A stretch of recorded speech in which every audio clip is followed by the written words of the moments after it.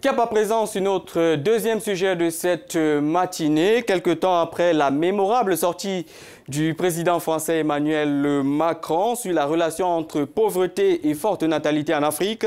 Des parlementaires de la CEDEAO, la communauté ouest africaine, viennent d'affirmer vouloir limiter à 3 le nombre d'enfants par femme d'ici 2030. Objectif, faire baisser le taux de fécondité de la sous-région évalué à 5,6 enfants par femme pour promouvoir le développement. The West African politicians met at a conference on health and family planning in Ouagadougou, Burkina Faso, where they said they are committed. Les dirigeants de la communauté économique des États de l'Afrique de l'Ouest prennent une mesure tout à fait. Se sont réunis lors d'une conférence sur la santé et la planification familiale à Ouagadougou, Burkina Faso. Ils se sont engagés à allouer 5% des budgets nationaux au programme de planification familiale afin de réduire le taux de natalité dans la région. La population du bloc régional de l'Afrique de l'Ouest composée de 15 nations est la plus élevée au monde et atteindra 1 milliard de personnes d'ici 2050 si aucun changement n'est apporté.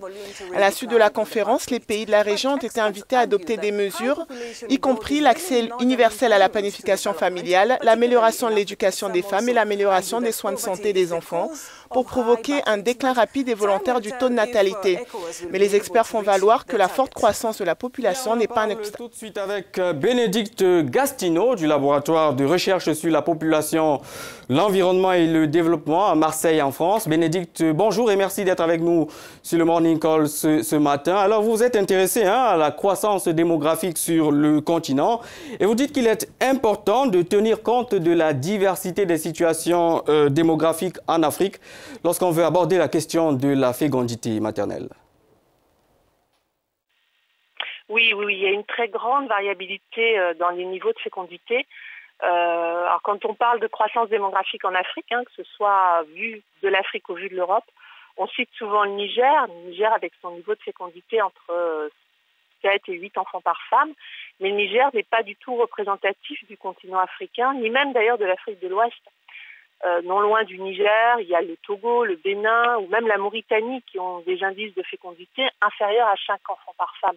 On est loin des 8 enfants du Niger. Et puis la fécondité est encore plus faible si on descend au sud du continent, en Afrique australe, ou à l'inverse, en Afrique du Nord. Il y a même des pays comme l'Afrique du Sud, le Maroc ou la Tunisie qui ont des indices synthétiques de fécondité entre 2 et 3 enfants par femme. La Tunisie a un niveau de fécondité équivalent à celui de la France, par exemple. Donc il y a une grande variabilité au niveau du continent et puis il y a une grande variabilité au sein des pays. En général, les grandes villes ont des niveaux de fécondité bien inférieurs à ceux des campagnes. Donc, par exemple, à Madagascar, à la capitale, en Tanana, a aujourd'hui un niveau de fécondité de 2,7 enfants par femme. Et c'est un niveau qui avoisine les 3 depuis 30 ans. Donc on est là sur des baisses de fécondité qui sont très anciennes et qui montrent bien qu'il y a une très grande variabilité donc, au sein du continent et au sein des pays eux-mêmes. Je disais, il n'y avait pas de modèle unique démographique ou de fécondité en Afrique. Parlant justement de la fécondité en Afrique, vous estimez qu'il y a une évolution dans ce sens. Vous dites clairement que les femmes africaines accouchent moins.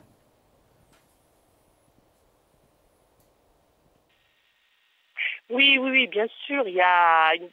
La fécondité a baissé partout en Afrique, même au Niger d'ailleurs. À l'échelle du continent, les femmes ont aujourd'hui moins de 5 enfants en moyenne, alors qu'elles en avaient presque 7 en 1950. Des pays ont connu des baisses rapides et assez spectaculaires. La Côte d'Ivoire, par exemple, est passée de 8 à 5 enfants entre 1975 et aujourd'hui. Et donc finalement, si on relativise, on voit que la baisse de la fécondité en Afrique, elle apparaît pour certains pays particulièrement rapide si on la compare à la transition démographique en Europe qui a pu durer plus de 100 ans pour certains pays. Alors pour autant, cette baisse de fécondité n'empêchera pas la population d'augmenter. Le nombre de naissances reste toujours plus important, supérieur au nombre de décès. Et aujourd'hui, même si toutes les femmes africaines limitaient de façon importante leur fécondité, les populations africaines continueraient d'augmenter.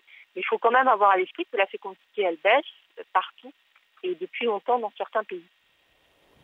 Voilà, essayons de crever l'abcès, hein, Bénédicte. Certains pays comme le Niger pratiquent des politiques natalistes volontaristes qui visent à réduire le nombre d'enfants par femme pour évidemment essayer de contenir la population désœuvrée. Ne pensez-vous pas que c'est une mesure finalement productive pour le continent africain? Alors, en tout cas, il faudra faire avec, puisque, comme je vous le disais tout à l'heure, la croissance démographique, elle va continuer, parce qu'il y a des inerties démographiques très fortes, et donc elle va continuer, cette croissance démographique, et les populations vont continuer à croître. Alors, il faudra faire avec, et donc le mieux, c'est d'essayer d'en tirer profit et d'en tirer des bénéfices. Mais pour ça, il faut comprendre pourquoi, finalement, au Niger, comme dans d'autres pays africains, ou dans d'autres régions, en tout cas, la fécondité baisse pas, ou très lentement. Il y a en fait une très grande rationalité à avoir dans ces régions 6, 7, voire 8 enfants.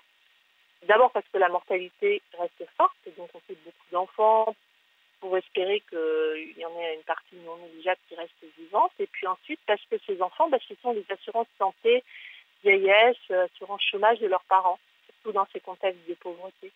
Si vous n'avez pas d'enfants, vous n'avez personne pour vous prendre en charge quand vous êtes malade, quand vous n'avez pas de travail ou quand vous êtes trop âgé pour subvenir à vos propres besoins.